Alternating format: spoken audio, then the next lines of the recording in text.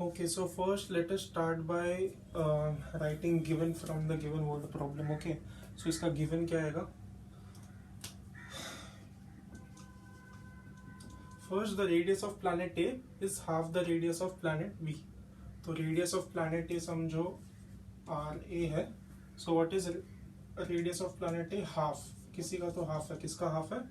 Radius of planet B. That is RB. So RA is half of RB. That's our first given. Next, mass of A is MA. So mass of A is equal to MA. Similarly, mass of B क्या होगा फिर? Mass of B will be MB. Next, वही पूछा what must be the mass of B. So our to find becomes MB is equal to what? Okay, और कुछ दिया है question में. What must be mass of B so that the value of G on B is half of its value on A.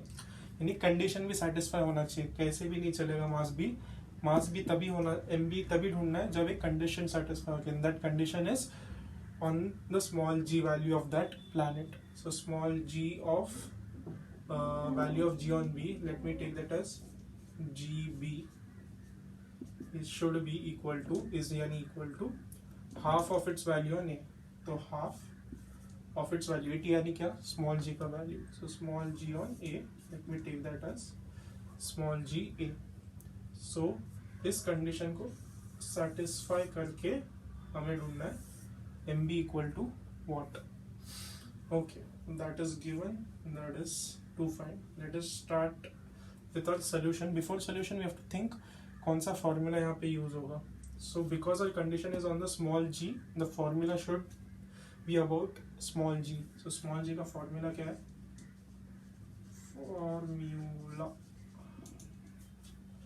Formula is small g is equal to gm by r squared.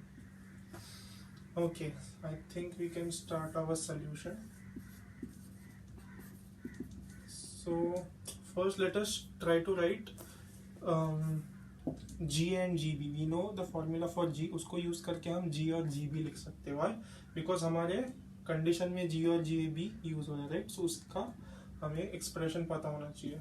So small g a is equal to, formula में पहले capital G आना है. Capital G is a constant, हमेशा same होता है कोई भी planet में, किसी भी यूनिवर्स में, किसी भी पार्ट ऑफ द यूनिवर्स में. So that won't change, that will remain as G. Mass, यहाँ पे मास जब स्मॉल g a का ढूंढ रहे हैं तो मास भी a का ही लिखेंगे. सो MA अपॉन R. R क्या है? रेडियस भी हम A का लिखेंगे. A का रेडियस क्या है? RA square. हमने यहाँ पे अज्यूम किया है radius of A is small a, sorry capital R subscript A. Similarly we write GB होगा G सेम ही होगा. मास की जगह पे मास ऑफ B लिखेंगे और रेडियस की जगह पे radius of B square. Let me take this as 1, take this as 2.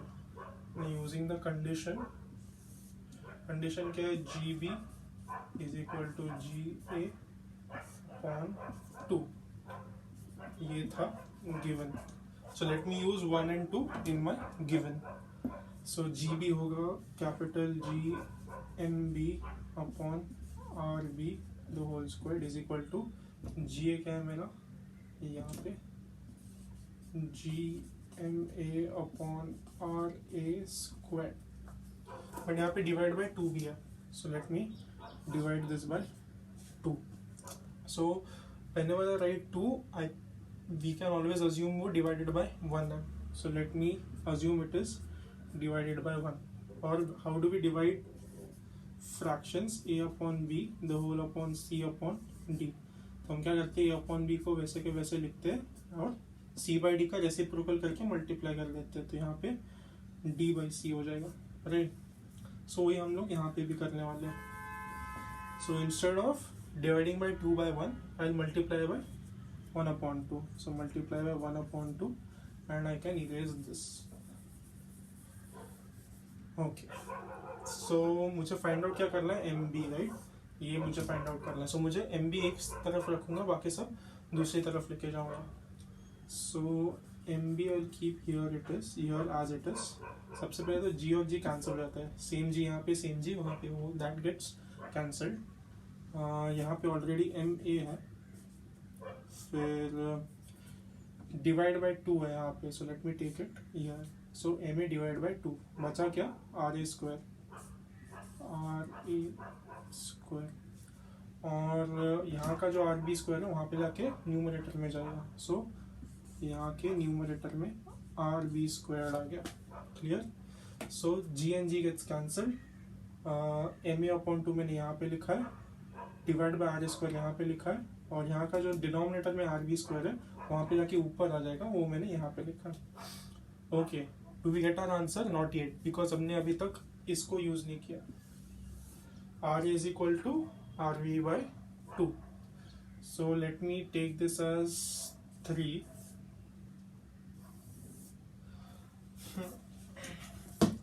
So we know RA is equal to RB by 2. हमारे पास क्या है, RB upon RA squared. So let me take 2 this side and RA this side, ताकि ऐसा कुछ मिले हमें. So 2 वहाँ पे जाके न्यूमरेटर में जाएगा, RA यहाँ पे जाके डिनोमिनेटर में आएगा. So RB upon RA. Next thing, so this was given, right? Next thing what I notice is यहाँ पे r b squared upon r a squared है, और यहाँ पे स्क्वायर नहीं है. So what I can do is square both sides. So squaring both sides, 2 का square 4 is equal to r b squared upon r a squared. Let me name this as 4. सो using 3 and 4, using 3 and 4, ये वाला expression है, ये वाला expression use करने वाला हूँ मैं. R b square upon r a square का वैल्यू जो 4 है मैं यहाँ पे डालने वाला हूँ. सो ऑलरेडी क्या था, m b is equal to m a upon 2 into r b square upon r a square. ये ऑलरेडी था, but r b square upon r a square क्या है, 4 है. सो इसके अंदर मैं 4 लिखूंगा. So MB is equal to MA upon 2 into 4. RB squared upon RA squared के यहाँ पे मैंने 4 लिखा, from 4. Okay, so यहाँ पे 2 ones are 2, 2s are. So answer I get is MB is equal to 2. I think I've used a little different method from what has been taught in the video. सबका अपना अपना method होता है. This is the method I thought is the most easy. Also the reason I think you are not able to solve this is, जब भी ऐसे complex sums होते हैं, स्पेशली जिसमें नंबर्स नहीं होते, दोज आर डिफिकल्ट बिकॉज बीच बीच के steps बहुत खा जाते हैं लोग. एंड वो बीच बीच के स्टेप्स तभी तुम खा सकते हो जब तुम्हें बहुत प्रैक्टिस होगा. So the more practice you have with sums which don't have numbers, the better it will be. And it also helps to make those steps on your book by yourself and try to figure, अच्छा ये step से ये step कैसे का नहीं समझा. So what can you do about it? You can try to fill in the steps. For example, I need not have written this. ये लिखने की ज़रूरत नहीं थी मुझे. I could have just directly used this. ये step भी मुझे करने की ज़रूरत नहीं थी. I could have directly jumped to this step.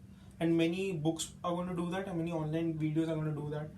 So when you copy it in your notebook, what you need to do is write this step and think, okay, ये step से ये step मुझे नहीं समझा, so what can be the intermediary step? And after you think that, when you actually solve the missing steps by yourself, it will be better. Okay, cool then. See you. Bye.